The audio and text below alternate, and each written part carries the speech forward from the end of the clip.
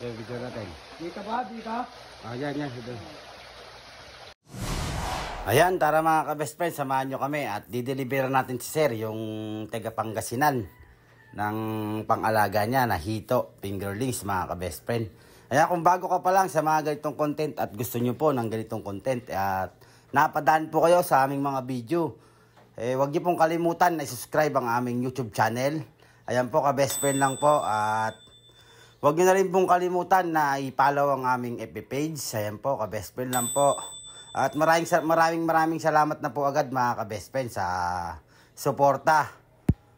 At sa mga sumusuporta po sa aming mga video, ayan, thank you po ng marami mga ka-best friend. Lalong-lalo na po yung mga malalayong lugar na nakakapanood ng aming mga video. Ayan, thank you po ng marami mga ka-best friend. At sa mga naging customer po namin, thank you po ng marami. At salamat po sa tiwala. Ayan, abangan nyo po yung dinalaw natin na taga Pampanga. Yung fish pan po ng taga Pampanga, dinalaw po natin. At i-update ko po sa inyo, pagkakargahan na rin po natin yun.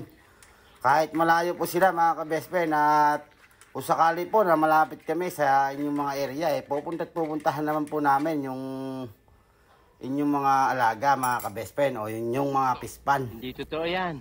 Ayan, sa mga naghahanap po ng mga good quality fingerlings, ayan, mag-PM lang po kayo sa akin mga ka-best friend. Bibigyan ko po kayo ng mga quality ng mga fingerlings na pang-alaga nyo mga ka-best friend. Ayan, katulad nga po ni Sir, nag-PM lang po sa atin yan. At yan mga ka-best friend, andyan na nga po tayo sa area. Bali sa concrete pad nga po natin ilalagay yung pangarga ni Sir. Ayan po yung concrete pad ni Sir. Ayan. Pakaganda nga rin po ng setup mga ka-best friend dyan po sa gawing Santo Tomas. Ayan, salamat Sir sa tiwala at sa aming kananguhan ng iyong mga pang-alaga. Ayan, thank you po ng marami Sir at sa amin ka po kumuha ng mga pang-alaga mo. Ayan, kung sakali po na hindi na po matuyo Sir yung sa may lupa nyo, pwede nyo pong ilipat yung iba ron para mabilis po yung paglaki nila. Kung sakali po Sir na hindi na po matuyuan. Bola lang yan. Ayan, sa mga naghahanap po, kahit po tilapia, mapatilapia po, mapahito, mag-PM lang po kayo sa akin at bibigyan ko po kayo ng mga quality ng mga pang-alaga nyo mga ka-best friend. Ayan, bali 3 to 4 nga po yung kinarga dyan ni Sir. At binilangan nga po natin siya na nakaharap po sila mga ka-best friend para legal po tayo mga ka-best friend sa ating mga customer para mas maganda po kasi na walang matalo po kahit sino po, kahit kami po, kahit sila po. Wala pong matalo pagka nagbibigayan po dapat mga ka-best friend. Mahirap po kasi na meron pong matatalo kasi pares po na namumuhunan po mga ka-best friend.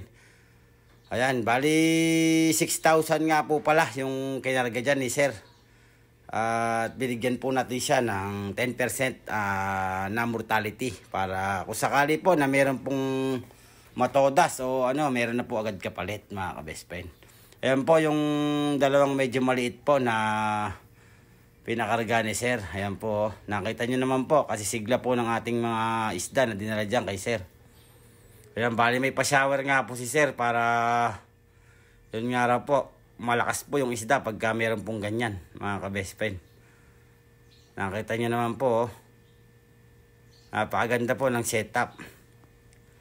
Ayan, sa mga nagsisetup po ng mga concrete pan, kung kaya nyo po nalagyan ng aerator, lagyan nyo po para ano po. At yun lang, salamat and God bless. Ingat po tayo sa araw-araw. Thank you.